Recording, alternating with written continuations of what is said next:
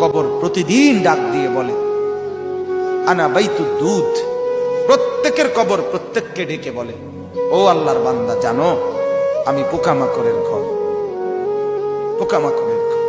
তুমি তো সেই বান্দা যে একটা মশা কানের পাশ দিয়ে উড়ে গেলে তোমার ঘুম বন্ধ হয়ে যায়, চোখ মিলে যায়।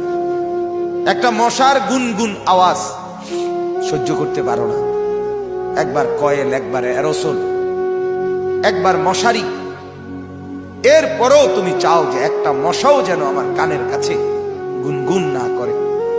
তো 5 ঘন্টার ঘুমের জন্য, 6 ঘন্টার ঘুমের জন্য বান্দা এই যত্ন নিলা, অনন্তকাল কিংবা বছরের পর বছর কবরের যে ঘুম দিবা, পড়ে থাকবা সেই ঘরে, পোকা মাকড়ের ঘর, সেই ঘরে তুমি ঘুমাইবা কেমনে, থাকবা কেমনে?